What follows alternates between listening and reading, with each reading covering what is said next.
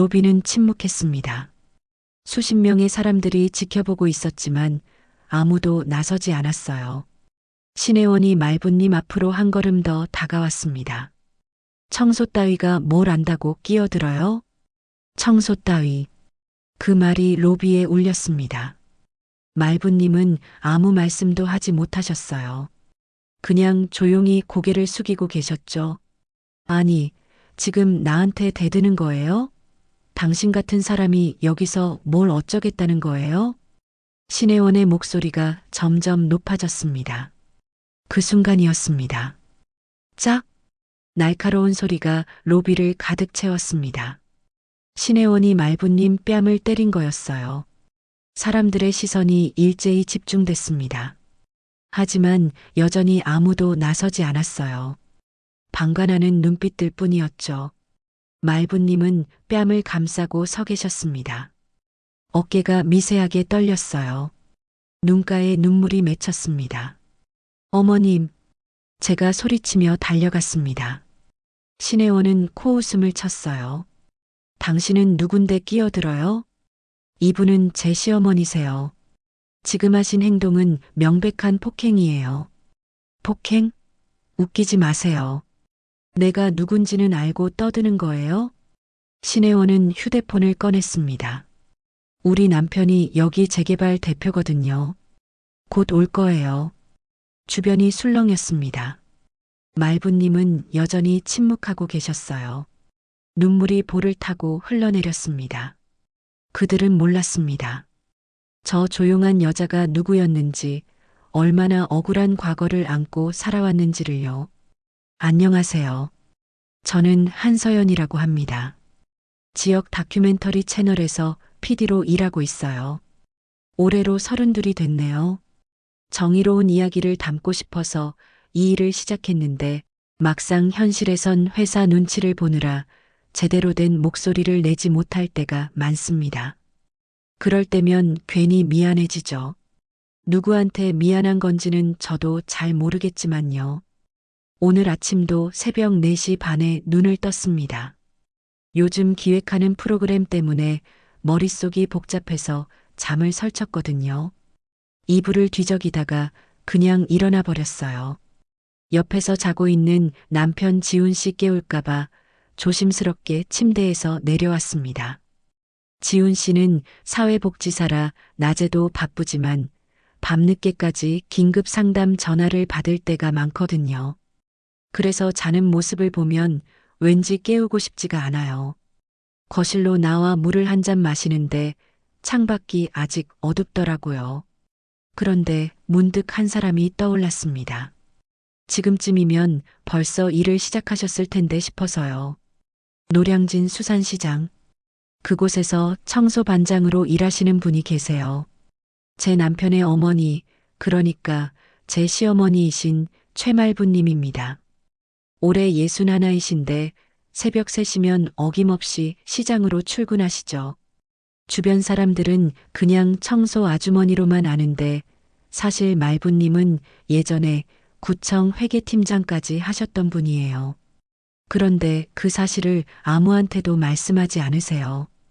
왜 그러시는지는 저도 정확히 모릅니다. 다만 가끔 말부님 눈빛에서 뭔가 단단하게 다진 것 같은 느낌을 받을 때가 있어요. 저는 사실 말부님께 큰 빚을 지고 있습니다. 취업 준비하던 시절 이야기예요. 대학을 졸업하고도 1년 넘게 백수로 지냈거든요. 자소서만 몇십 개를 썼는지 모르겠어요. 면접까지 가면 다행이었고 대부분은 서류에서 떨어졌습니다. 그러다 보니 자존감도 바닥을 쳤고 부모님께 손 벌리는 것도 미안해서 아르바이트를 전전했죠. 그때 우연히 알게 된 분이 말부님이었어요. 당시 저는 지훈 씨와 연애 중이었는데 인사차 댁에 놀러 갔다가 제 상황을 말씀드렸거든요. 그랬더니 말부님이 별 말씀 없이 그냥 밥을 차려주시더라고요. 그날 이후로도 한 달에 2~3번씩 집에 초대해 주셨어요. 식사만 하고 가라고 하시면서 반찬도 싸주셨죠. 심지어 월세 낼 돈이 부족하다는 이야기를 흘렸을 때는 며칠 뒤 조용히 봉투를 건네주셨습니다. 서연 씨, 사람은 자리로 평가받는 게 아니라 마음으로 평가받는 거예요. 지금 힘들어도 괜찮아요. 나중에 여유 생기면 그때 다른 사람한테 베풀면 되니까요.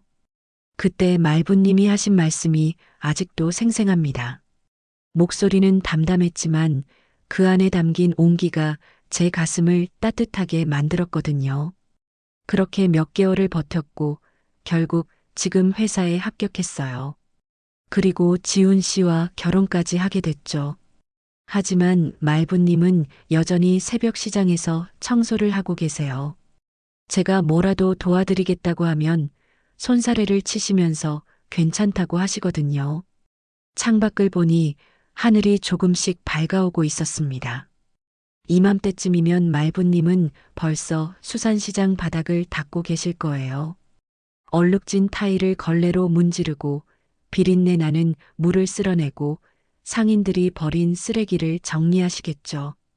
그 모습을 떠올리니까 가슴 한편이 먹먹해졌습니다. 사실 요즘 회사에서 새로운 프로그램 기획을 하고 있어요. 새벽에 일하는 사람들의 이야기를 담는 거예요.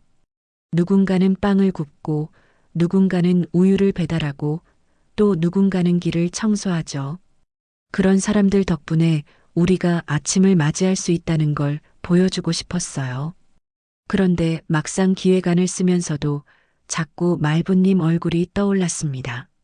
정작 제일 가까이 있는 분의 이야기는 제대로 들어본 적이 없다는 생각이 들더라고요.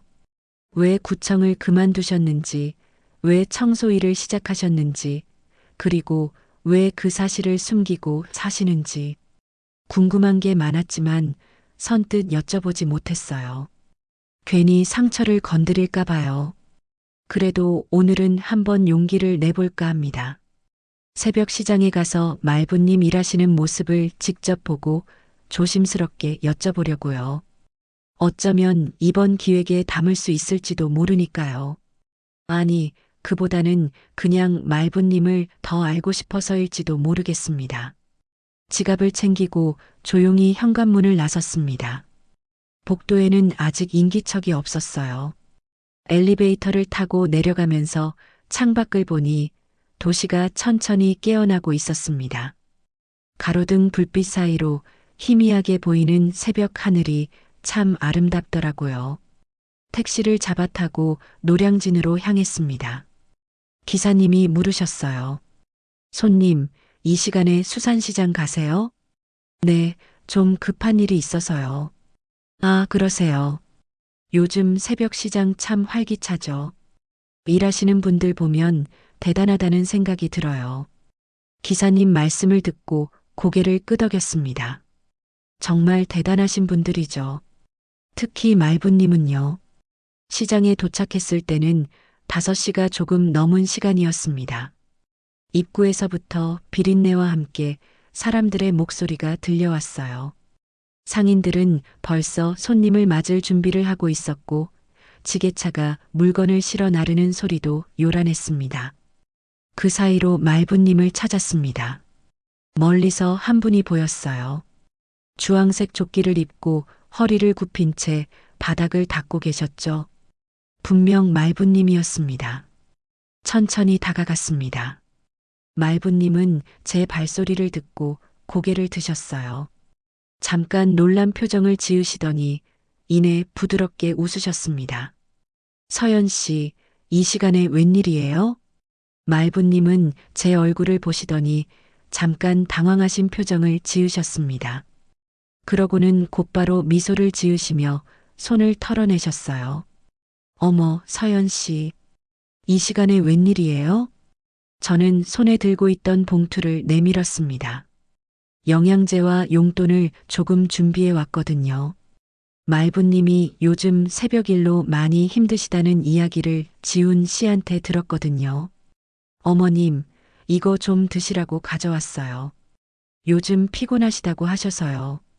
말부님은 손사래를 치셨습니다. 괜찮아요. 그런 거 안 가져와도 되는데. 서연 씨도 바쁠 텐데 여기까지 왔어요? 아니에요. 지나는 길에 들렀어요. 거짓말이었죠. 일부러 새벽에 일어나서 온 거였으니까요. 하지만 말부님은 그런 제 마음을 아시는지 모르시는지 그냥 고맙다며 봉투를 받아주셨어요. 그럼 저 일 좀 마저 하고 올게요. 잠깐만 기다려요. 말부님은 다시 허리를 숙이고 바닥을 닦기 시작하셨습니다. 저는 그 모습을 조금 떨어진 곳에서 지켜봤어요. 새벽 시장은 생각보다 더 분주했습니다. 상인들은 물건을 정리하고 손님들은 신선한 생선을 고르느라 여기저기 돌아다녔죠. 그 사이로 말부님은 묵묵히 걸레를 움직이셨어요. 아무도 알아보지 않는 곳에서요. 한참을 그렇게 서 있는데 말부님이 걸레를 정리하고 다른 곳으로 이동하셨습니다. 저도 따라갔어요. 그런데 이번엔 시장 안쪽이 아니라 바깥쪽으로 나가시더라고요. 건물 하나를 지나 모퉁이를 돌자 새로 지어진 건물이 보였습니다. 재개발 홍보관이었어요. 유리로 된 건물이 새벽 불빛을 받아 반짝이고 있었습니다. 말부님은 그 홍보관 앞에서 잠깐 멈춰 서셨어요. 그러고는 입구 쪽으로 걸어가셨죠. 저는 멀찍이 떨어져서 지켜봤습니다. 뭔가 이상한 느낌이 들었거든요. 홍보관 로비는 넓고 깔끔했습니다. 대리석 바닥이 번쩍였고 벽면에는 재개발 조감도가 크게 걸려 있었어요. 아직 이른 시간이라 사람은 많지 않았지만 몇몇 직원들과 방문객들이 오가고 있었습니다. 말부님은 로비 한쪽을 살펴보시더니 설치된 가림벽 앞으로 다가가셨어요. 그 가림벽은 공사 안내문이 붙어 있었는데 위치가 좀 이상했습니다. 입구에서 엘리베이터로 가는 동선을 막고 있었거든요. 특히 휠체어를 탄 사람이 지나가기엔 너무 좁아 보였어요. 말부님은 잠시 가림벽을 살펴보시더니 근처에 있던 직원에게 조심스럽게 말씀하셨습니다. 저기요. 이 가림벽이 여기 있으면 휠체어 타신 분들이 지나가기 힘들 것 같은데 좀 옮겨주실 수 있을까요? 직원은 귀찮다는 표정으로 고개를 저었습니다. 그건 제가 결정할 수 있는 게 아니라서요. 위에서 지시한 대로 둔 거예요. 그래도 불편하실 텐데요. 조금만 옆으로 옮기면 될 것 같은데요. 말부님 목소리는 여전히 조심스러웠습니다. 하지만 직원은 그냥 어깨를 으쓱하고 다른 곳으로 가버렸어요. 그때였습니다. 로비 안쪽에서 한 여자분이 걸어 나오셨어요. 50대쯤 되어 보였는데 옷차림부터 화장까지 화려했습니다. 명품 가방을 들고 있었고 손목에는 반짝이는 팔찌가 여러 개 걸려 있었어요. 그분이 말부님 쪽으로 다가오더니 날카로운 목소리로 물으셨습니다. 지금 뭐 하시는 거예요? 말부님은 정중하게 대답하셨어요. 아, 죄송합니다. 이 가림벽이 장애인분들 동선을 막고 있는 것 같아서요. 좀 옮기면 어떨까 해서 말씀드렸습니다. 그분은 말부님을 위아래로 훑어보더니 비웃듯 웃으셨어요. 청소하시는 분이 왜 여기 와서 이런 소리를 하는 거예요? 본인 일이나 하시지. 공기가 싸늘해졌습니다. 말부님은 잠깐 멈칫하셨지만 곧 차분하게 말씀하셨어요. 그래도 불편하신 분들이 계실 텐데요. 불편하면 다른 길로 가면 되잖아요. 그리고 여기는 VIP 고객들을 위한 공간이에요. 청소 따위가 뭘 안다고 끼어들어요? 청소 따위. 그 말이 제 귀에 날카롭게 꽂혔습니다. 저는 본능적으로 앞으로 나가려고 했어요. 하지만 말부님이 저를 보시더니 살짝 고개를 저으셨습니다. 그만두라는 신호였죠. 그런데 그분은 멈추지 않았습니다. 오히려 더 가까이 다가오시더니 말부님 얼굴을 노려보셨어요. 아니, 지금 나한테 대드는 거예요? 당신 같은 사람이 여기서 뭘 어쩌겠다는 거예요? 말부님은 아무 말씀도 하지 않으셨습니다. 그냥 조용히 고개를 숙이고 계셨어요. 하지만 그분은 그걸로 만족하지 못했나 봅니다. 그 순간이었습니다. 짝! 날카로운 소리가 로비에 울렸습니다. 그분이 말부님 뺨을 때린 거였어요. 로비에 있던 사람들이 일제히 이쪽을 바라봤습니다. 하지만 아무도 나서지 않았어요. 그냥 지켜볼 뿐이었죠. 말부님은 뺨을 감싸고 서 계셨습니다. 표정은 잘 보이지 않았지만 어깨가 미세하게 떨리는 게 느껴졌어요. 저는 참을 수가 없었습니다. 앞으로 달려갔어요. 지금 뭐 하시는 거예요? 어떻게 사람을 때릴 수가 있어요? 그분은 저를 보더니 코웃음을 쳤습니다. 당신은 누군데 끼어들어요? 이 사람이랑 아는 사이예요? 이분은 제 시어머니세요. 그리고 지금 하신 행동은 명백한 폭행이에요. 제 목소리가 떨렸습니다. 화가 나서였어요. 하지만 동시에 두렵기도 했습니다. 주변 사람들이 여전히 침묵하고 있었거든요. 그분은 가방을 들어 올리더니 천천히 제 앞으로 다가왔어요. 폭행? 웃기지 마세요. 여기가 어디인 줄 알아요? 내가 누군지는 알고 떠드는 거예요? 누구시든 상관없어요. 사람을 때리는 건 잘못된 거예요. 그분은 잠깐 저를 노려보더니 핸드폰을 꺼내 들었습니다. 좋아요. 그럼 우리 여기서 확실하게 정리하죠. 그리고는 어딘가에 전화를 걸기 시작했어요. 통화가 연결되자 목소리가 달라졌습니다. 부드럽고 애교 섞인 톤이었죠. 여보, 나야. 지금 홍보관인데 여기 청소하는 사람이 나한테 시비를 걸어서. 응, 맞아. 빨리 와줄래? 전화를 끊고 나서 그분은 저를 보며 웃었습니다. 섬뜩한 미소였어요. 곧 우리 남편이 올 거예요. 여기 재개발 대표거든요. 그럼 그때 확실하게 이야기해보죠. 재개발 대표? 그 말에 주변 사람들이 웅성거리기 시작했습니다. 누군가는 휴대폰을 꺼내 들었고 누군가는 슬금슬금 자리를 피했어요. 저는 말부님을 돌아봤습니다. 말부님은 여전히 뺨을 감싸고 계셨어요. 눈빛이 흔들리고 계셨죠. 서연 씨, 이제 그만해요. 말부님이 조용히 말씀하셨습니다. 어머님, 하지만 그만하라니까요. 목소리에 힘이 없었습니다. 체념한 것 같았어요. 저는 가슴이 먹먹해졌습니다. 로비는 여전히 침묵했습니다. 아무도 나서지 않았어요.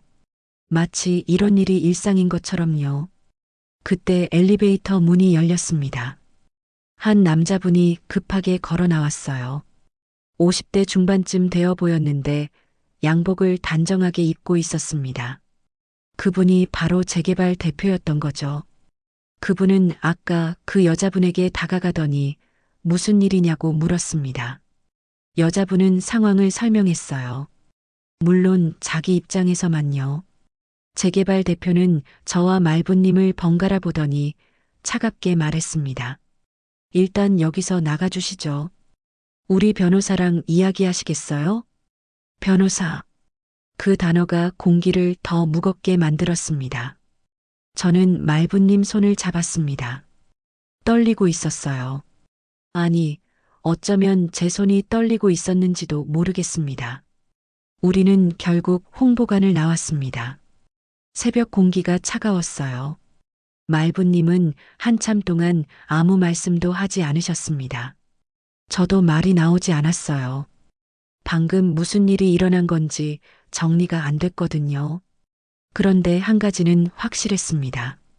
이건 단순한 일이 아니라는 거요. 뭔가 더 큰 문제가 숨어 있다는 느낌이 들었어요.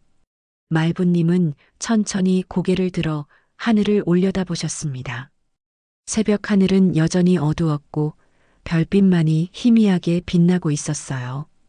회사로 돌아왔을 때는 오전 9시가 넘어 있었습니다. 복도를 걸어가는데 동료들 시선이 느껴졌어요. 평소와는 다른 분위기였죠. 누군가는 제 얼굴을 보다가 황급히 고개를 돌렸고 누군가는 수군거리는 것 같았습니다. 제자리에 앉아 컴퓨터를 켜려는데 책상 위에 메모지가 붙어 있었어요. 편성 국장님이 찾으세요. 심장이 빠르게 뛰었습니다. 좋은 예감이 아니었거든요. 편성 국장님은 평소에도 직접 부르는 일이 거의 없는 분이에요. 급한 일이 아니면 이메일로 지시하시는 스타일이거든요. 국장실 문을 두드렸습니다. 안에서 들어오라는 목소리가 들렸어요. 문을 열고 들어가니 국장님이 책상에 앉아 저를 보고 계셨습니다. 표정이 굳어 있었어요. 앉으세요. 짧은 한마디였습니다. 저는 의자에 앉았어요. 국장님은 한참 동안 아무 말씀도 하지 않으셨습니다. 그냥 손가락으로 책상을 두드리고 계셨죠. 한 PD, 오늘 아침에 어디 갔다 왔어요? 네, 그게 노량진 수산시장 재개발 홍보관. 거기 갔었죠? 제 얼굴이 굳었습니다. 어떻게 아신 걸까요? 국장님은 한숨을 쉬셨어요. 광고주한테서 전화 왔어요. 오늘 아침에요.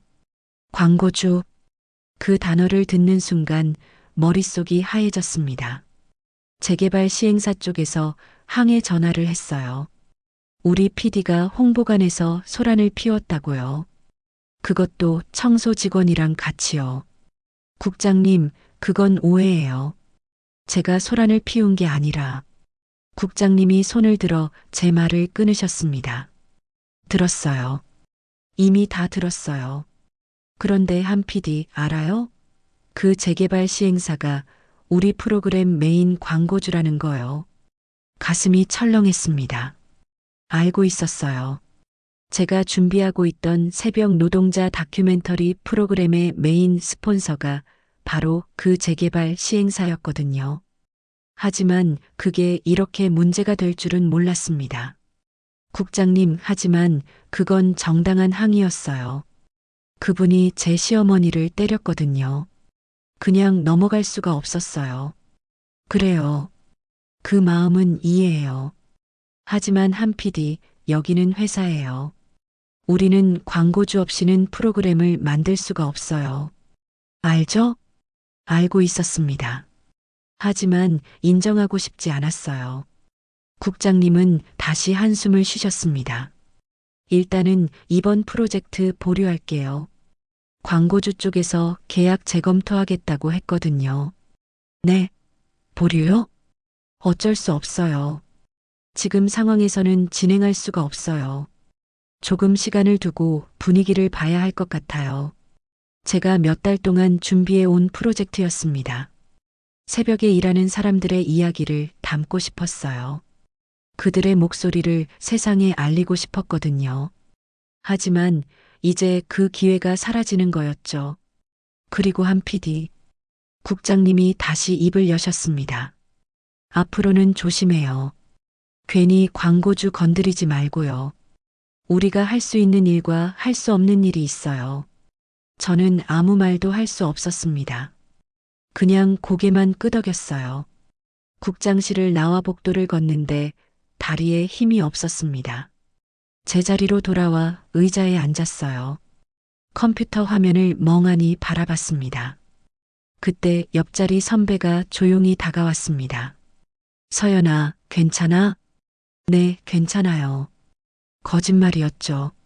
전혀 괜찮지 않았으니까요. 들었어. 소문 돌더라. 내가 청소반장 가족이라고. 제 몸이 굳었습니다. 누가 그런 소리를 해요? 글쎄, 아침부터 슬랙에 익명으로 올라왔더라. 지금은 삭제됐지만 다들 봤을 거야. 익명 제보. 누군가 의도적으로 소문을 퍼뜨린 거였어요. 재개발 시행사 쪽에서 한 일이 분명했습니다. 그리고 서연아, 미안한데 한 가지 더 말해줄 게 있어. 선배가 목소리를 낮췄습니다. 편성팀에서 내부 지시 내려왔어. 재개발 관련 콘텐츠는 당분간 건드리지 말라고. 특히 내 프로젝트는 완전히 보류래. 완전히 보류. 그 말이 가슴에 박혔습니다. 점심시간이 되었지만 식사를 할 수가 없었어요. 식당에 가면 사람들 시선을 마주쳐야 할 것 같았거든요. 그냥 자리에 앉아서 창밖만 바라봤습니다. 오후가 되자 휴대폰이 울렸어요. 지훈 씨였습니다. 서연 씨, 어머니한테 전화 받았어요. 오늘 무슨 일 있었대요? 응, 좀 있었어. 간단하게 상황을 설명했습니다. 지훈 씨는 한동안 말이 없었어요. 어머니가 걱정하시네요. 서연 씨가 회사에서 곤란해질까 봐요. 나는 괜찮아. 오히려 어머님이 걱정돼. 어머니는 괜찮다고 하시던데요. 그냥 넘어가자고요. 그냥 넘어가자. 말부님다운 말씀이었습니다. 하지만 저는 그럴 수가 없었어요. 퇴근 후 말부님 댁으로 갔습니다. 초인종을 누르자 말부님이 문을 여셨어요. 뺨에 멍이 남아 있었습니다. 서연 씨 왔어요? 어머님 괜찮으세요? 괜찮아요. 이 정도는 아무것도 아니에요. 말부님은 태연하게 웃으셨지만 제 눈에는 그 웃음이 슬퍼 보였습니다. 거실에 앉았습니다. 말부님이 차를 내주셨어요. 저는 조심스럽게 입을 열었습니다. 어머님 신고해야 해요. 그 사람이 어머님을 때렸잖아요. 말부님은 고개를 저으셨어요. 괜찮아요. 그냥 넘어가요. 어떻게 그냥 넘어가요? 명백한 폭행이에요. 서연 씨 알잖아요. 그 사람들이 어떤 사람들인지. 우리가 싸워봤자 이길 수 없어요. 그래도 시도는 해봐야죠. 가만히 당하고만 있을 수는 없어요. 말부님은 찻잔을 들어 한 모금 마셨습니다. 서연 씨, 회사에서 무슨 일 있었죠? 제 표정을 보신 거였어요. 저는 고개를 끄덕였습니다. 프로젝트가 보류됐어요. 광고주가 그 재개발 시행사라서요. 말부님 얼굴이 굳었습니다. 그것 봐요. 이래서 내가 그냥 넘어가자고 한 거예요. 서연 씨까지 피해보게 만들고 싶지 않았어요. 어머님, 이건 어머님 잘못이 아니에요. 알아요. 하지만 현실이 그렇잖아요. 우리 같은 사람들은 목소리를 내면 오히려 손해를 봐요. 말부님 목소리에 체념이 묻어났습니다. 그게 더 슬펐어요. 어머님, 그래도 포기하면 안 돼요. 이대로 두면 그 사람들은 계속 이런 식으로 행동할 거예요. 말부님은 잠시 침묵하셨습니다. 그러고는 조용히 말씀하셨어요. 서연 씨, 나는 괜찮아요. 진짜로요. 그러니까 이제 그만해요. 서연 씨 일이 더 중요해요. 제 일보다 어머님이 더 중요했습니다. 하지만 그 말을 하면 말부님이 더 마음 아파하실 것 같았어요. 집으로 돌아왔을 때는 밤이었습니다. 지훈 씨는 야근이라 집에 없었어요. 혼자 소파에 앉아 생각했습니다. 이대로 포기해야 할까요? 회사도 지켜야 하고 말부님 마음도 편하게 해드려야 하는데. 하지만 동시에 정의롭지 못한 일을 그냥 넘어가는 것도 옳지 않다는 생각이 들었어요. 휴대폰을 꺼내 들었습니다. 인터넷에 재개발 시행사를 검색했어요. 여러 기사가 나왔습니다. 대부분 긍정적인 내용이었죠. 지역 발전에 기여한다는 내용들이었어요. 그런데 한 기사가 눈에 들어왔습니다. 댓글란이었어요. 누군가 익명으로 글을 남겼더라고요. 저도 그 회사한테 피해봤어요. 약자한테는 정말 악랄해요. 댓글 아래 몇 개의 공감 표시가 있었습니다. 저만 당한 게 아니었던 거죠. 새벽까지 잠을 이루지 못했습니다. 머릿속이 복잡했거든요. 회사와 양심 사이에서 갈등했어요. 그리고 결심했습니다. 이대로 물러서지 않기로요. 다음 날 아침 회사에 출근해서 국장님께 말씀드렸습니다. 국장님, 프로젝트 계속 진행하고 싶어요. 국장님은 놀란 표정을 지으셨어요. 한 PD, 광고주 문제 때문에 안 된다고 했잖아요. 다른 광고주를 찾아보겠어요. 이 프로젝트는 꼭 해야 해요. 국장님은 한숨을 쉬셨습니다. 고집 부리지 말고 일단은 다른 프로젝트 하세요. 국장님, 이건 고집이 아니에요. 필요한 이야기예요. 국장님은 고개를 저으셨어요. 한 PD, 회사 생활이 그렇게 만만하지 않아요. 알아서 하세요. 그 말은 더 이상 신경 쓰지 않겠다는 뜻이었습니다. 사무실로 돌아왔을 때 동료들이 저를 피하기 시작했어요. 점심시간에도 아무도 같이 가자고 하지 않았습니다. 회의 때도 제 의견은 무시됐죠. 고립되고 있었습니다. 저녁 무렵 화장실 거울 앞에 섰습니다. 거울 속 제 얼굴이 낯설어 보였어요. 피곤하고 지쳐 있었죠. 하지만 포기하고 싶지 않았습니다. 이 어둠 속에서도 제가 할 수 있는 일이 있을 거라고 믿었어요. 창밖을 보니 해가 지고 있었습니다. 어둠이 천천히 도시를 감싸고 있었죠. 저도 그 어둠 속에 홀로 남겨진 것 같았습니다. 그날 밤 집에 돌아와서도 마음이 무거웠습니다. 소파에 앉아 노트북을 켰어요. 뭔가 실마리를 찾고 싶었거든요. 재개발 시행사에 대한 정보, 신혜원이라는 사람에 대한 정보, 그리고 말부님에 대한 정보까지요. 검색창에 신혜원의 이름을 쳤습니다. 몇 개의 기사가 나왔어요. 대부분 재개발 관련 행사 사진이었죠. 그분은 항상 화려한 옷을 입고 웃고 있었습니다. 남편 옆에서 우아하게 포즈를 취하고 있었어요. 스크롤을 내리다가 문득 한 기사가 눈에 들어왔습니다. 10년 전 기사였어요. 구청 회계팀장 최말분, 회계 비리로 해임. 심장이 멈추는 것 같았습니다. 기사를 클릭했어요. 화면에 글자들이 떴습니다. 지역 구청 회계팀장으로 재직 중이던 최말분 씨가 회계 비리 혐의로 해임됐다. 구청 측은 내부 감사 결과 공금 횡령 정황이 발견됐다고 밝혔다. 인사조사 실무는 당시 인사팀 과장이던 신혜원 씨가 총괄했으며 모든 증거가 최 씨를 가리킨다고 발표했다. 손이 떨렸습니다. 신혜원. 그 이름이 거기 있었어요. 10년 전 말부님을 조사했던 사람이 바로 그 여자였던 거죠. 기사를 끝까지 읽었습니다. 말부님은 혐의를 부인했지만 증거가 명확하다는 이유로 결국 해임됐다고 적혀 있었어요.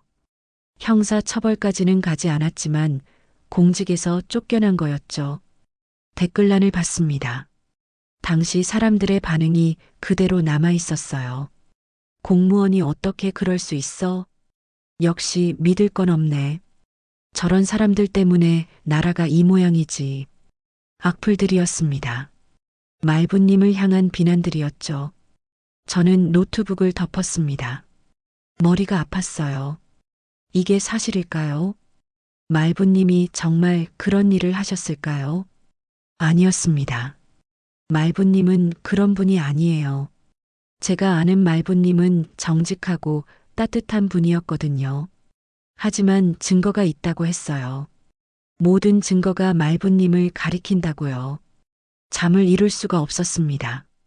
새벽까지 뒤척이다가 결국 일어났어요. 지훈 씨는 깊이 잠들어 계셨습니다. 거실로 나와 다시 노트북을 켰습니다. 관련 기사를 더 찾아봤어요. 몇 개 더 나왔지만 내용은 비슷했습니다. 말부님이 공금을 횡령했고 증거가 명확했다는 내용이었죠. 그런데 이상한 점이 있었어요. 후속 기사가 없었습니다. 해임 이후의 이야기가 전혀 없었어요. 형사 고발은 왜 안 됐을까요? 증거가 명확했다면서요. 의문이 들었지만 더 이상 찾을 수 있는 정보가 없었습니다. 아침이 되자 말부님께 전화를 걸었습니다.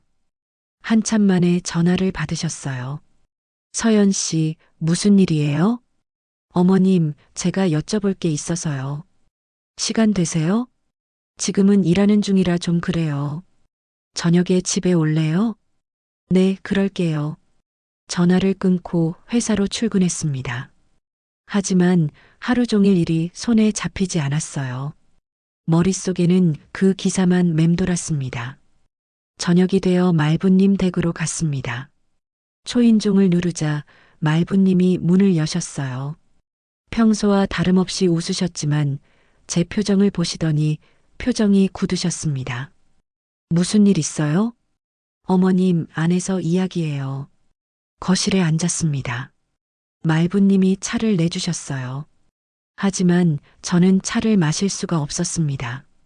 어머님, 제가 어제 인터넷에서 기사를 봤어요. 말부님 손이 멈췄습니다. 10년 전 기사요. 어머님이 구청에서 해임되셨다는 내용이었어요. 말부님은 찻잔을 내려놓으셨습니다. 한동안 아무 말씀도 하지 않으셨어요. 서연 씨, 그 기사 봤구나. 네. 그런데 이해가 안 가서요. 어머님이 그런 일을 하실 분이 아니잖아요. 말부님은 창밖을 바라보셨습니다. 눈빛이 흔들렸어요. 어머님, 사실을 말씀해 주세요. 정말 그런 일 하신 거예요? 말부님은 천천히 고개를 저으셨습니다. 아니에요. 나는 안 했어요. 그럼 왜 해임되신 거예요? 증거가 있었다고 하던데요. 말부님은 긴 한숨을 쉬셨습니다. 증거는 조작됐어요. 하지만 나는 그걸 증명할 수가 없었어요. 왜요? 왜 증명하지 않으셨어요? 말부님은 제 눈을 바라보셨습니다. 눈가에 물기가 맺혔어요. 그때 가족을 지키려고 조용히 떠났어요. 그게 최선이었어요. 무슨 뜻이에요? 서연 씨, 그때 상황이 복잡했어요. 누군가 나를 희생양으로 만들려고 했고 나는 싸워봤자 이길 수 없다는 걸 알았어요. 오히려 싸우면 가족까지 피해를 볼 것 같았거든요. 말부님 목소리가 떨렸습니다. 그래서 그냥 떠났어요. 조용히 인정하고 떠났어요. 그게 가족을 지키는 길이라고 생각했으니까요. 제 가슴이 먹먹해졌습니다. 그 조사를 총괄했던 사람이 신혜원이었어요. 맞죠? 말부님은 고개를 끄덕이셨습니다. 그 사람이 모든 걸 조작했어요. 증거를 만들어냈고 사람들을 설득했어요. 나는 아무것도 할 수 없었어요. 왜요? 왜 가만히 계셨어요? 싸워봤자 소용없었어요. 그 사람은 권력이 있었고 나는 아무것도 없었으니까요. 말부님은 눈물을 닦으셨습니다. 그리고 이제 와서 그 일을 다시 꺼내봤자 달라지는 건 없어요. 10년이나 지났잖아요. 하지만 억울하잖아요. 어머님은 아무 잘못도 안 하셨는데. 억울하죠. 물론 억울해요. 하지만 세상이 다 그런 거예요. 억울하다고 해서 다 해결되는 건 아니잖아요. 말부님 목소리에 체념이 묻어났습니다. 그게 더 슬펐어요. 그런데 서연 씨, 왜 갑자기 이런 걸 물어보는 거예요? 저는 홍보관에서 있었던 일을 자세히 설명했습니다. 신혜원이 말부님을 때렸던 일, 그리고 회사에서 겪고 있는 일까지요. 말부님 얼굴이 점점 굳어갔습니다. 그러니까 그 사람이 10년 전에도 어머님을 괴롭혔고 지금도 괴롭히고 있는 거잖아요. 말부님은 고개를 떨구셨습니다. 미안해요, 서연 씨. 내 과거 때문에 서연 씨까지 피해를 보게 만들어서요. 어머님 잘못이 아니에요. 그 사람이 잘못한 거예요. 하지만 현실은 달랐습니다. 증거가 없었어요. 10년 전 일을 어떻게 증명할 수 있을까요? 당시 기록은 모두 신혜원에게 유리하게 작성돼 있었고 말부님을 믿어줄 사람도 없었습니다. 무력감이 밀려왔습니다. 제가 아무리 애를 써도 달라지는 게 없을 것 같았어요. 집으로 돌아오는 길, 버스 안에서 창밖을 바라봤습니다. 거리의 불빛들이 흐릿하게 보였어요. 눈물 때문이었죠. 억울했습니다. 말부님도 억울하고 저도 억울했어요. 하지만 그 억울함을 어디에 풀어야 할지 몰랐습니다. 집에 도착해서 현관문을 열었습니다. 지훈 씨가 거실에서 기다리고 계셨어요. 서연 씨, 어머니한테 다녀왔어요? 응. 무슨 이야기 나눴어요? 저는 소파에 주저앉았습니다. 그리고 울음을 터뜨렸어요. 참고 있던 감정이 한꺼번에 쏟아졌습니다. 지훈 씨가 옆에 앉아 제 등을 쓰다듬어 주셨어요. 아무 말씀도 하지 않으셨죠. 그냥 옆에 있어 주셨습니다. 한참을 울고 나니 조금 진정이 됐습니다. 지훈 씨가 물을 건네 주셨어요. 서연 씨, 괜찮아요? 응, 이제 괜찮아. 거짓말이었습니다. 전혀 괜찮지 않았어요. 하지만 더 이상 울고 싶지 않았습니다. 지훈 씨에게 말부님과 나눈 이야기를 전부 했습니다. 지훈 씨는 놀란 표정으로 듣고 계셨어요. 그런 일이 있었구나. 나는 전혀 몰랐어요. 어머님이 말씀 안 하셨으니까요. 그럼 지금 어떻게 할 거예요? 저는 잠시 생각했습니다. 포기해야 할까요? 이대로 물러나야 할까요? 아니었습니다. 다시 일어서야겠어. 지훈 씨가 제 얼굴을 바라봤습니다. 뭐라고요? 이대로 포기할 수는 없어. 어머님이 당한 억울함을 풀어드려야 해. 그리고 그 사람들이 더 이상 이런 짓을 못하게 막아야 해. 지훈 씨는 걱정스러운 표정을 지으셨어요. 서연 씨, 하지만 증거도 없고 시간도 많이 지났잖아요. 알아. 하지만 방법을 찾아볼 거야. 분명히 방법이 있을 거야. 제 목소리에 힘이 들어갔습니다. 거울 앞에 섰습니다. 거울 속 제 눈빛이 달라져 있었어요. 울고 난 뒤라 눈이 붓긴 했지만 그 안에 단단한 무언가가 생긴 것 같았습니다. 결심했습니다. 이번에는 제대로 싸워보기로요. 말부님을 위해서, 그리고 저 자신을 위해서요. 창밖을 보니 밤이 깊어가고 있었습니다. 하지만 저는 더 이상 어둠 속에 갇혀 있고 싶지 않았어요. 내일부터 다시 시작하기로 했습니다. 증거를 찾고 진실을 밝히고 정의를 세우는 일을요. 쉽지 않을 거라는 걸 알고 있었습니다. 하지만 해야만 했어요. 휴대폰을 들어 메모장을 켰습니다. 그리고 할 일 목록을 적기 시작했어요. 첫 번째, 10년 전 사건 자료 찾기. 두 번째, 당시 증인 찾기. 세 번째, 신혜원의 약점 찾기. 목록을 보니 막막했습니다. 하지만 포기하지 않기로 했어요. 잠자리에 들었습니다. 눈을 감으니 말부님 얼굴이 떠올랐어요. 조용히 웃고 계시는 모습이었죠. 저는 다짐했습니다. 꼭 어머님의 억울함을 풀어드리겠다고요.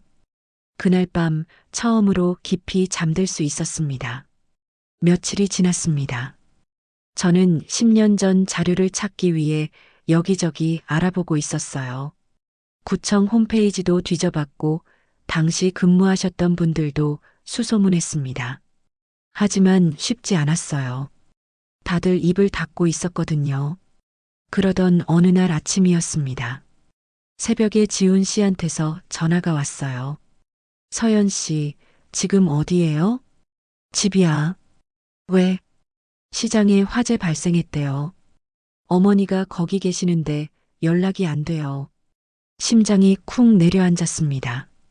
급하게 옷을 입고 밖으로 나갔어요.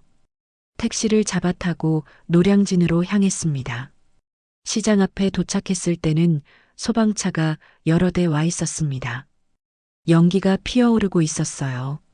사람들이 우왕좌왕하며 대피하고 있었죠. 말부님은 어디 계세요? 주변 상인에게 물었습니다. 그분이 손가락으로 한쪽을 가리켰어요. 저기 계세요. 사람들 대피시키고 계시던데. 말부님이 보였습니다. 주황색 조끼를 입고 사람들을 안전한 곳으로 인도하고 계셨어요. 큰 소리로 지시하시며 질서 있게 움직이도록 하고 계셨죠. 이쪽으로 오세요. 천천히 서두르지 마시고요. 말부님 목소리는 침착했습니다. 사람들이 그 목소리를 따라 움직였어요. 소방관들이 도착했고 본격적인 진화 작업이 시작됐습니다. 가스 누출로 인한 화재였다고 했어요. 다행히 큰 폭발은 없었지만 연기가 심해서 대피가 필요한 상황이었죠. 그때였습니다. 재개발 홍보관 쪽에서 비명소리가 들렸어요. 아이가 있어요. 로비에 아이가 쓰러져 있어요. 사람들이 웅성거렸습니다. 소방관 한 분이 달려갔지만 연기 때문에 쉽게 접근하기 어려운 상황이었어요. 말부님이 그쪽을 보시더니 주저없이 달려가셨습니다. 어머님, 제가 소리쳤지만 말부님은 멈추지 않으셨어요. 연기 속으로 들어가셨죠. 심장이 터질 것 같았습니다. 저도 따라가려 했지만 소방관이 저를 막았어요. 위험합니다. 들어가시면 안 돼요. 한참을 기다렸습니다. 시간이 너무 천천히 흘렀어요. 연기가 점점 옅어지고 있었지만 말부님은 나오지 않으셨습니다. 그때 말부님이 아이를 안고 나오셨어요. 아이는 의식이 없었습니다. 말부님은 바로 바닥에 아이를 눕히시고 심폐소생술을 시작하셨어요. 가슴을 규칙적으로 압박하고 인공호흡을 했습니다. 한 번, 두 번, 세 번. 말부님 손이 떨리고 있었지만 멈추지 않으셨어요. 얼마나 지났을까요? 아이가 기침을 하며 눈을 떴습니다. 주변에서 안도의 한숨이 터져 나왔어요. 구급차가 도착했고 아이는 응급처치를 받았습니다. 다행히 생명에는 지장이 없다고 했어요. 그때 한 여자분이 급하게 달려왔습니다. 신혜원이었어요. 얼굴이 창백했고 눈물이 그득했습니다. 민준아, 민준아. 아이 이름을 부르며 달려왔어요. 구급대원이 괜찮다고 설명했지만 신혜원은 계속 아이를 안고 울고 계셨습니다. 그리고 말부님을 돌아봤어요. 눈물 범벅인 얼굴로요. 감사합니다. 정말 감사합니다. 목소리가 떨렸습니다. 진심이 담긴 목소리였어요. 말부님은 고개를 끄덕이시며 조용히 말씀하셨습니다. 아이부터 보살피세요. 그리고 자리를 떠나셨어요. 신혜원은 말부님의 뒷모습을 멍하니 바라보고 있었습니다. 저는 말부님께 달려갔습니다. 어머님, 괜찮으세요? 괜찮아요. 다행히 아이가 무사해서요. 말부님은 피곤한 표정이셨지만 안도의 미소를 짓고 계셨어요. 그날 저녁 시장 상인 한 분이 말부님을 찾아왔습니다. 70대쯤 되어 보이는 할아버지셨어요. 반장님, 오늘 정말 고생 많으셨어요. 아니에요. 당연한 일 했을 뿐이에요. 할아버지는 손에 든 봉투를 내밀었습니다. 사실 드릴 게 있어서 왔어요. 오늘 일 보면서 생각났거든요.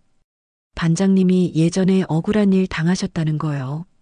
말부님 표정이 굳었습니다. 무슨 말씀이세요? 10년 전 일이에요. 제가 그때 구청 앞에서 노점을 하고 있었거든요. 그날 반장님이 구청에서 나오시는 걸 봤어요. 우시면서 나오시더라고요. 할아버지는 봉투에서 작은 USB를 꺼냈습니다. 이게 제 차에 달려있던 블랙박스 영상이에요. 오래돼서 화질은 안 좋지만 그날 구청 로비 상황이 찍혀 있어요. 혹시 도움이 될까 싶어서요. 말부님은 USB를 받아 들으셨습니다. 손이 떨리고 계셨어요. 감사합니다. 할아버지가 돌아가고 우리는 USB를 확인했습니다. 노트북에 연결하자 영상이 재생됐어요. 화질이 좋지는 않았지만 구청 로비가 보였습니다. 영상 속에서 말부님이 보였어요. 누군가와 이야기를 나누고 계셨죠. 그 사람은 신혜원이었습니다. 둘은 서류를 두고 대화하고 있었어요. 소리는 들리지 않았지만 표정만으로도 대충 상황이 짐작됐습니다. 말부님이 뭔가를 지적하고 계셨고 신혜원은 화난 표정이었어요. 그리고 영상 한쪽에 다른 사람이 보였습니다. 양복을 입은 남자였는데 신혜원과 눈빛을 주고받고 있었어요. 저 사람 누구예요?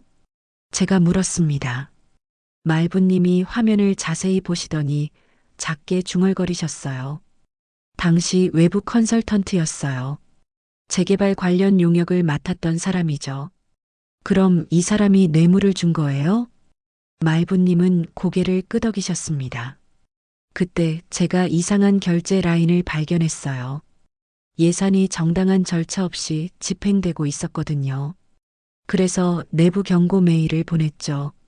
하지만 그게 오히려 독이 됐어요. 어떻게요? 신혜원이 저를 내부 고발자로 몰았어요.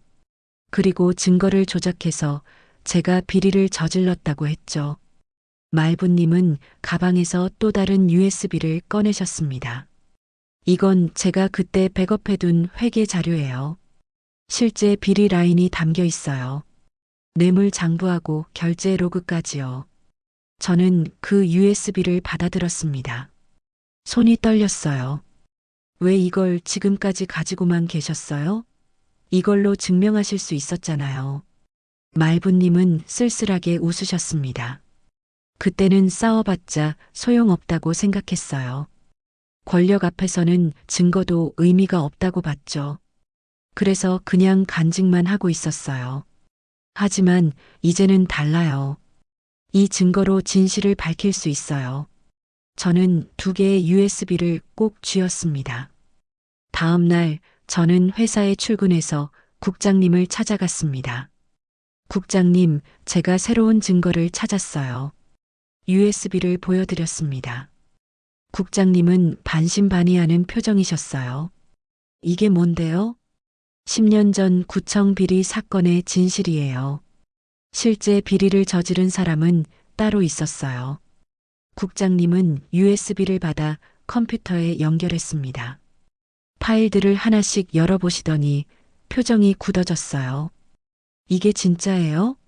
네, 확인해 보세요. 국장님은 한참 동안 화면을 보셨습니다. 그리고 저를 바라보셨어요. 한 PD, 이거 보도해도 될까요? 그래야죠. 이게 진실이니까요. 국장님은 고개를 끄덕이셨습니다. 좋아요. 프로젝트 다시 시작하세요. 이번엔 제대로 해봅시다. 제 가슴이 뜨거워졌습니다. 며칠 후 재개발 시행사 대표실로 전화가 걸려왔다고 했어요. 신혜원이 직접 전화했다고요. 한 PD님과 통화하고 싶다고 하시던데요. 저는 전화를 받았습니다. 여보세요. 저예요. 신혜원이에요. 목소리가 떨리고 있었습니다. 할 말이 있어서 전화했어요. 만나서 이야기할 수 있을까요? 무슨 이야기요? 그날 제 손자를 살려주신 것에 대해 제대로 감사 인사드리고 싶어요. 그리고 사과하고 싶어요. 전화기 너머로 흐느끼는 소리가 들렸습니다. 판세가 뒤집히고 있었습니다. 일주일 후 재개발 시행사에서 긴급 기자회견이 열렸습니다. 저는 취재진석에 앉아 있었어요.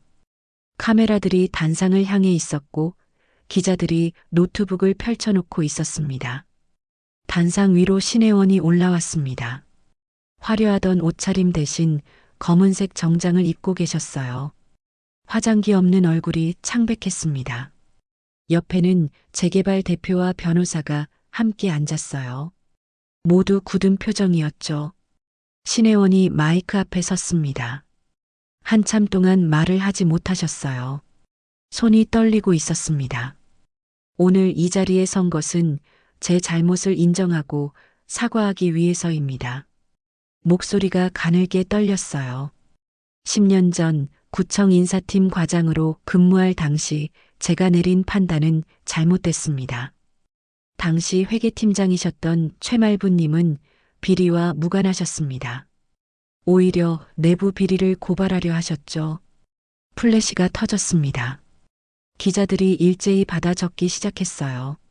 하지만 저는 외부 압력과 개인적인 이해관계 때문에 최님을 희생양으로 만들었습니다. 증거를 조작했고 사실을 왜곡했습니다. 이는 명백한 직권 남용이었습니다. 신혜원은 고개를 숙였습니다. 그리고 최근 재개발 홍보관에서 최님께 폭언과 폭행을 가한 것에 대해서도 깊이 사과드립니다.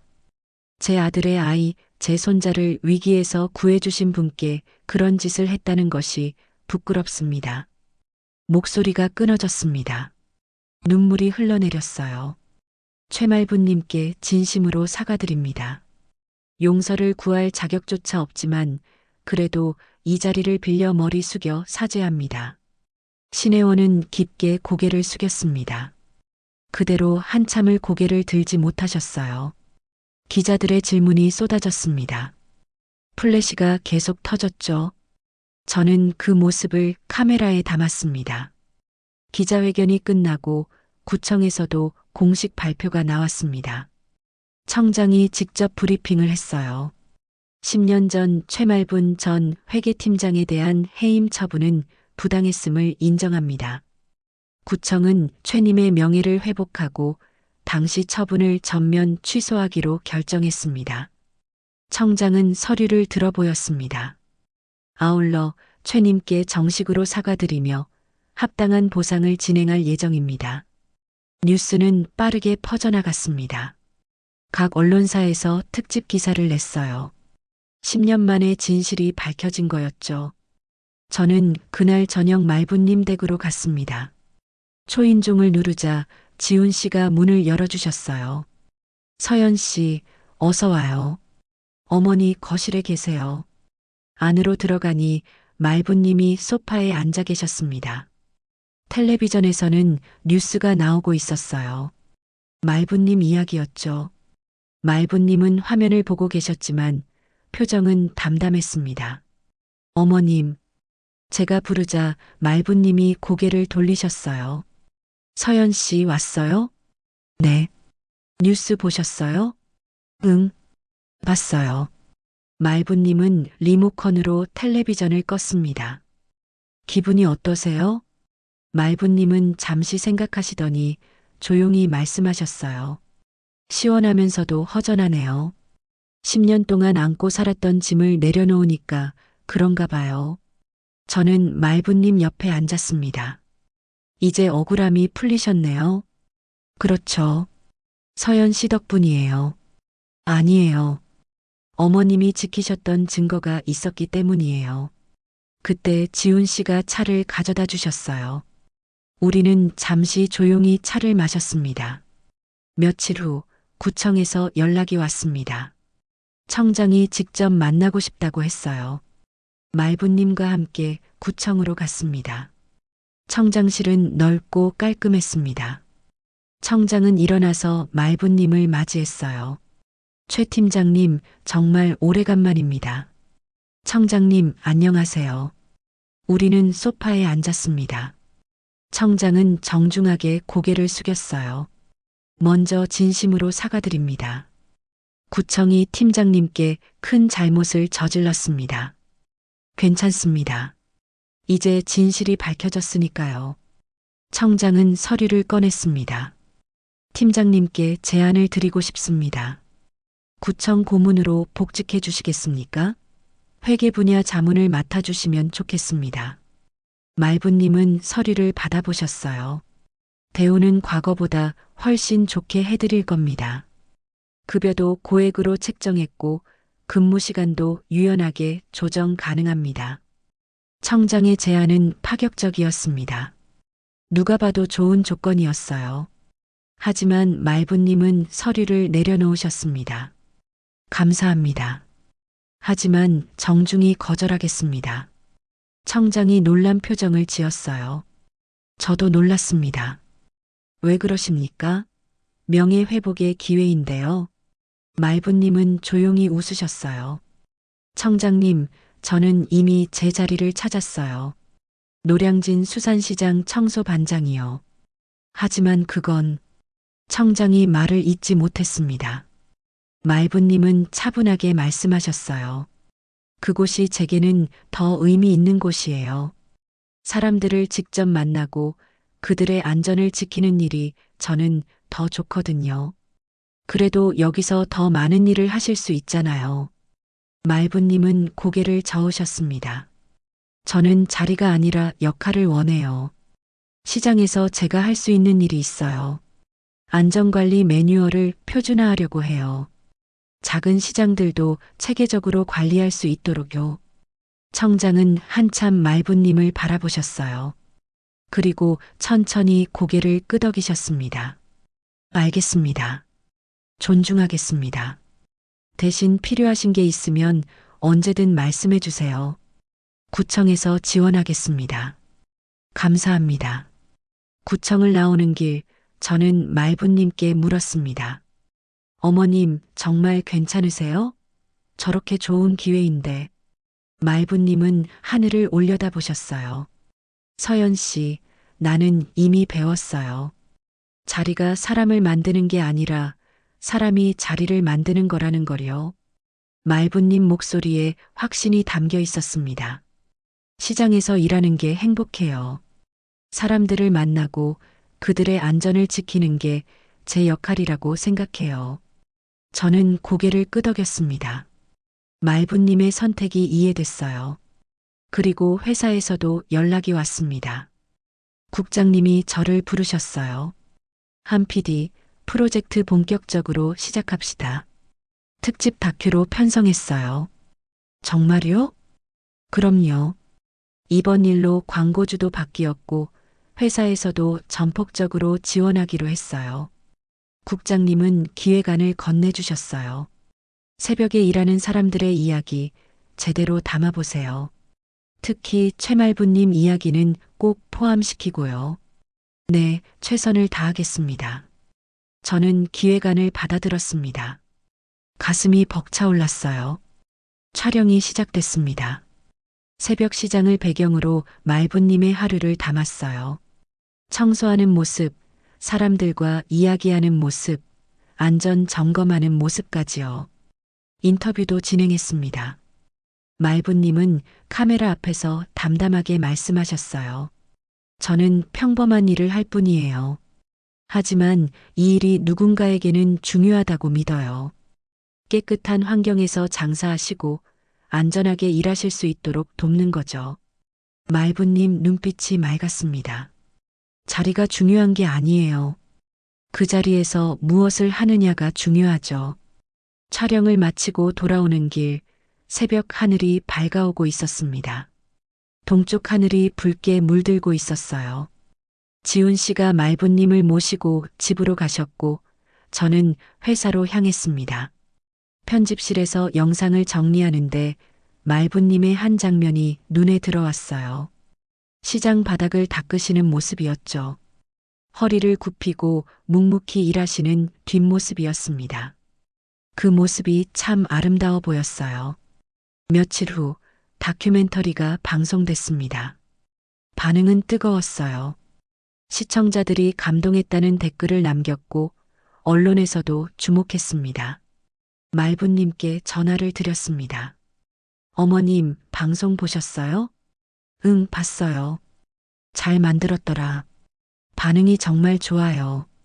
다들 감동했대요. 말부님은 웃으셨어요. 그렇구나. 고마워요, 서연 씨. 이렇게 좋은 이야기로 만들어줘서요. 아니에요. 어머님의 삶이 이미 아름다운 이야기였어요. 전화를 끊고 창밖을 봤습니다. 해가 중천에 떠 있었어요. 그날 밤 집에 돌아와 소파에 앉았습니다.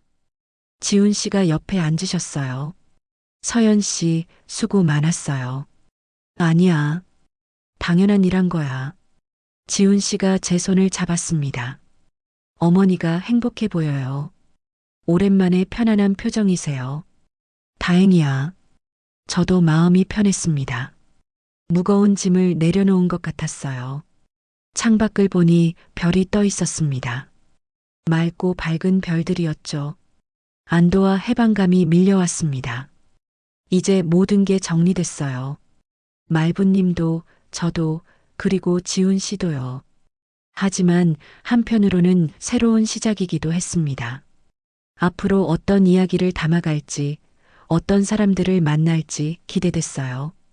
지훈 씨가 물으셨어요. 다음엔 어떤 프로젝트 할 거예요? 저는 웃으며 대답했습니다. 글쎄, 아직 모르겠어. 하지만 의미 있는 이야기를 계속 담고 싶어. 그럼 잘 될 거예요. 서연 씨니까요. 우리는 조용히 앉아 밤하늘을 바라봤습니다. 평화로웠습니다. 석 달이 흘렀습니다. 새벽을 지키는 사람들 시리즈는 예상보다 큰 반향을 일으켰어요. 시청률도 좋았지만 무엇보다 시민들의 반응이 뜨거웠습니다. 댓글란에는 응원의 메시지가 가득했고 자발적인 펀딩까지 시작됐어요. 회사는 과감한 결정을 내렸습니다. 상업 광고 대신 시민 펀딩 모델로 전환한 거였죠. 처음에는 우려하는 목소리도 있었지만 결과는 성공적이었어요. 사람들이 직접 후원하며 함께 만들어가는 프로그램이 된 거였습니다. 저는 매주 새로운 이야기를 찾아 나섰어요. 새벽 배달원, 택시기사, 병원 당직 간호사, 경비원까지 밤을 지새우며 일하는 사람들의 이야기를 담았습니다. 카메라를 들고 다니면서 깨달은 게 있었어요. 카메라의 진짜 주인은 권력자가 아니라 시청자라는 거요.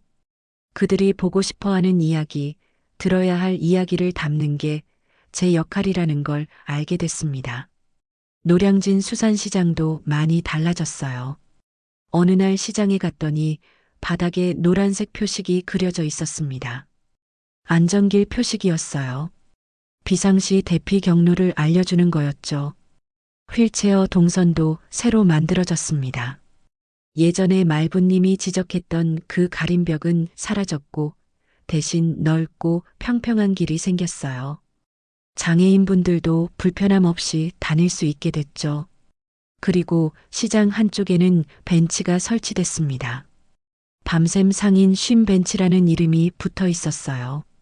밤새 일하신 분들이 잠깐 쉴 수 있는 공간이었죠. 말부님은 여전히 새벽에 시장으로 출근하셨습니다.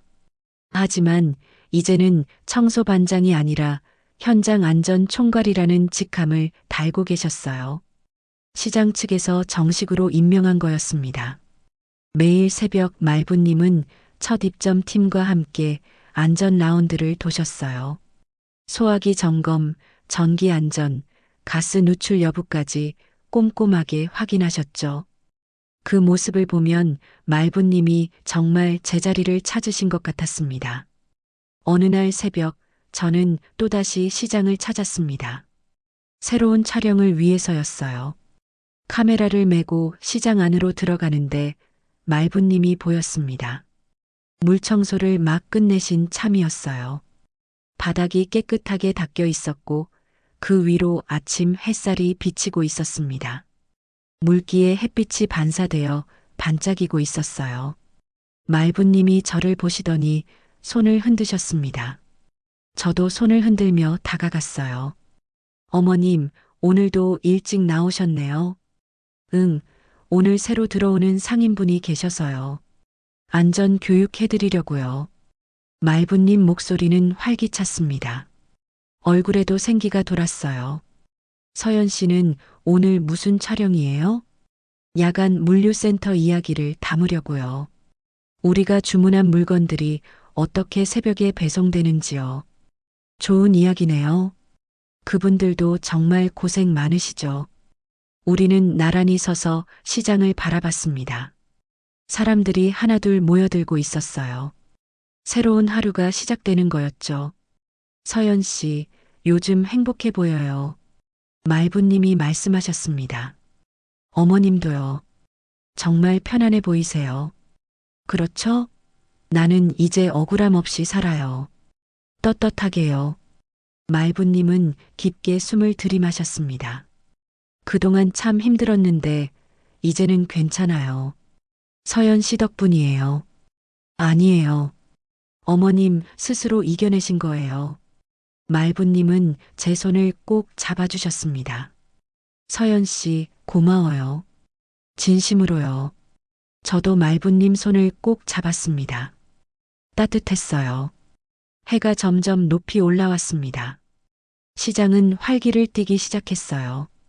생선을 손질하는 소리, 손님을 맞는 목소리, 물건을 나르는 소리가 뒤섞였습니다. 저는 카메라를 들어 그 모습을 담았습니다.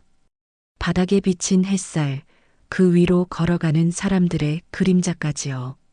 문득 깨달았어요. 직업에는 높낮이가 없다는 걸요.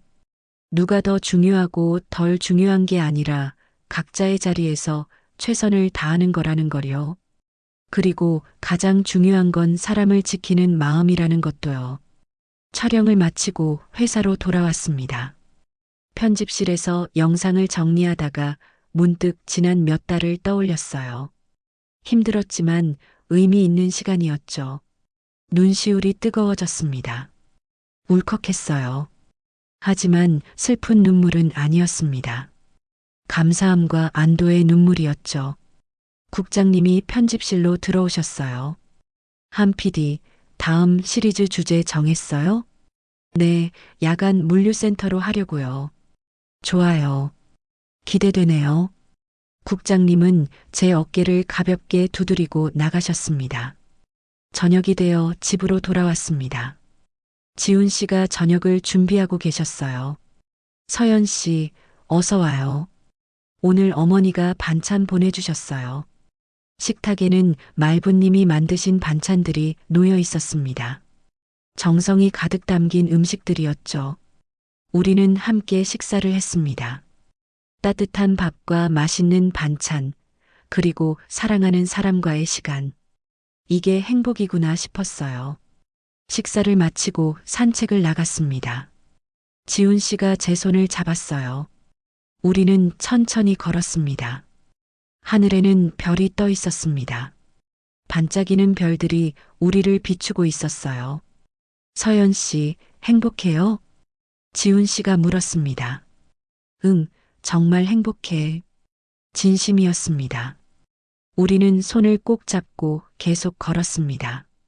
앞으로 어떤 일이 있을지 모르지만 함께라면 괜찮을 것 같았어요. 희망적인 미래가 우리를 기다리고 있었습니다. 그리고 저는 다짐했습니다. 앞으로도 의미 있는 이야기를 계속 담아가겠다고요. 사람을 지키는 마음으로요.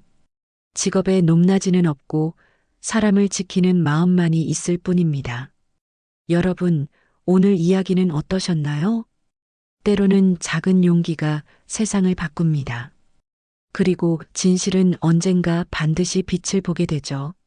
여러분의 삶에서도 작은 정의를 실천하는 용기를 잃지 마시길 바랍니다.